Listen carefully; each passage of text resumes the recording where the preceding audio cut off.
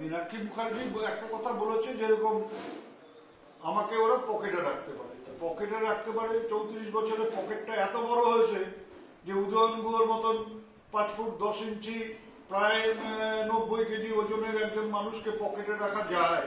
তো সেই পকেটটা কত বড় হতে পারে, পয়সা রেখে রেখে রেখে সেই পকেট এতটাই বড় হয়েছে যে উদয়ন গুহকেও সেই পকেটে ভরে রাখা যায়।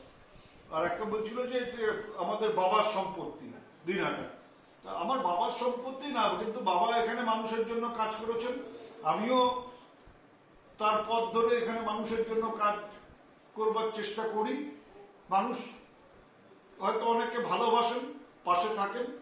ওদের যদি ক্ষমতা থাকে, আমি মীনাক্ষী মুখার্জিকে বলছি যে আপনার তো এত ক্ষমতা, কোনো পুলিশ থাকবে না, কোনো মানুষ থাকবে না।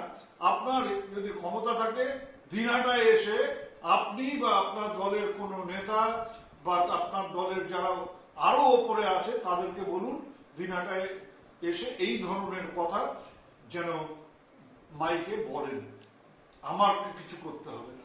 মীনাক্ষী মুখার্জি আরো একটি কথা বলেছেন যে আপনার মাথায় পুলিশের মাথায় যদি থাকতো তাহলে 2021 সালের 6ই মে যারা আমাকে আক্রমণ করেছিল তাদের অনেককে পুলিশ গ্রেপ্তার করতে পারেনি বা গ্রেপ্তার করেনি। আমার মাথায় যদি পুলিশের ছাতা থাকতো তাহলে আমি সেদিনকে দিনহাটা শহরে আক্রান্ত হতাম না। আমার মাথায় যদি পুলিশের ছাতা থাকতো তাহলে যারা 1, 2, 3 অপরাধী তারা সেদিন ধরা পড়ত, তারা সেদিন ধরা পড়েনি। পরবর্তীকালে কেন্দ্রীয় বাহিনী নিয়ে তারা দিনহাটার রাস্তায় ঘুরে বেরিয়েছে। এখন কেন্দ্রীয় বাহিনী সরে গেছে, তারা রাস্তায় বেরোতে পারে না, তার জন্য আমি দায়ী না। কিন্তু আমি বলবো যে তাদের গলার স্বর, তাদের মুখের কথা এবং মীনাক্ষী মুখার্জিদের গলার স্বর, মুখের কথার মধ্যে একটা অদ্ভুত ধরনের মিল। আমার তো ধারণা ছিল মীনাক্ষী মুখার্জি হয়তো একটু ভদ্রভাবে কথা বলেন, একটু হয়তো ভদ্রভাবে রাজনীতি করবার চেষ্টা করেন। তা উনি এই ধরনের যখন ভাষা ব্যবহার করেন তখন ওনাকে এই চ্যালেঞ্জটাই দেওয়া থাকলো যে উনি আগামী 1 বছরের মধ্যে যেন দিনহাটায় এসে ওনার যে তেজ, ওনার যে জোশ, সেটা যেন দিনহাটার মাটিতে একবার দেখিয়ে দিয়ে যায়।